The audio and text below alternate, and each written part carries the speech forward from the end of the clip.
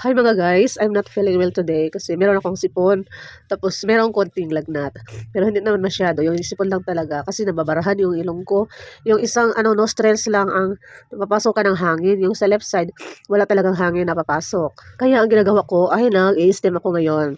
Linagyan ko ng mainit na tubig yung baso. Tapos yung binigay sa akin na eucalyptus oil galing kay Mami Rian, yan ay hinaluan ko ng 2 patak. Gumagamit pala ako guys ng imbudo para matrap ko yung steam, yung yung smoke na nagaling sa init. Tapos lalabas yung smoke doon sa outlet ng imbudo. Yung problema ko guys, yung left side ko na nostrils, hindi napapasok yung or yung singaw.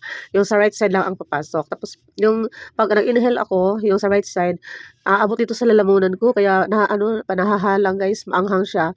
Tapos pag dito sa left side, walang papasok na, hindi ko maramdaman na papasok kasi natrap nga. Nagkakaroon ng clog nose yung left nostrils ko. Kaya ang right nostrils lang ang ginagamit ko sa paghinga. Feeling ko guys, para akong nag-hit-hit, para akong drug addict dito. Hehehe. Pag nasobrahan ko ng inhale, aabot siya dito sa aking lalamunan. Sobrang maanghang guys. Tapos yung mata ko, natatamaan siya sa steam, sa singaw. Maanghang din ang mata. Kagabi, nahihirapan ako paghinga guys kasi buong nose ko, yung 2 nostrils ko, talagang nag-clog nose talaga siya. So hindi ako makahinga. Dito na lang sa bibig, nanganga na lang ako guys. Sa bibig ko na lang daan yung hangin kasi mahirap hindi makahinga. Habang ako ay nagpapasingaw, kumakain din ako ng kanin. Nilagay ko sa baso, nilagyan ko ng gatas, corn, coffee, at saka asukal.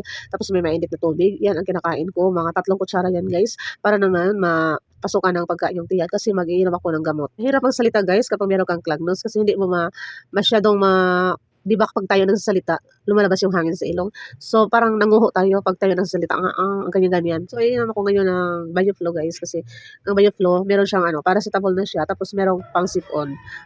So dalawa na ang magagamot niyan. Nang uminom ako ng Banyo-Flo, inoorasan ko siya. Siguro umabot ng mga 1 hour bago ako nahupasan guys. Mahina siya, mahina ang talam niya sa akin. Bago tayo uminom ng gamot, kailangan may laman ang tiyan natin. Kaya ako, humahanap na lang ako ng paraan na malalagyan ng pagkain yung tiyan ko. Yung bahaw namin, 3 kutsara ng bahaw, linagyan ng init na tubig. May gatas, may corn, coffee, at saka merong asukal. Fights na yan guys. Mahirap talaga guys magkasakit kasi marami tayong alalahanin, may mga work tayo na nakapinding. Tapos may mga plano tayo na gagawin natin, ganito, ganyan. Naka-schedule yung mga gawain natin sa araw-araw. Tapos bigla ka nagkasakit. Ayan, mahirap talaga. Ang pinaka-worst dyan, yung wala kang gamot, tapos bibili ka ng gamot, wala kang pera. Mahirap talaga guys. So talaga yung sakit natin, hindi talaga natin nabibigyan ng budget. Para sa akin guys, wala talaga akong budget sa mga sakit-sakit. Kasi yung yung sahod ko, tama lang talaga sa pagkain. Kaya kung magkakasakit, ayan, na-overdraft yung budget ko. So wala na lang, tiis-tiis na lang muna sa ulam. Salamat pala guys sa inyong panonood. See you sa aking next video. Bye-bye!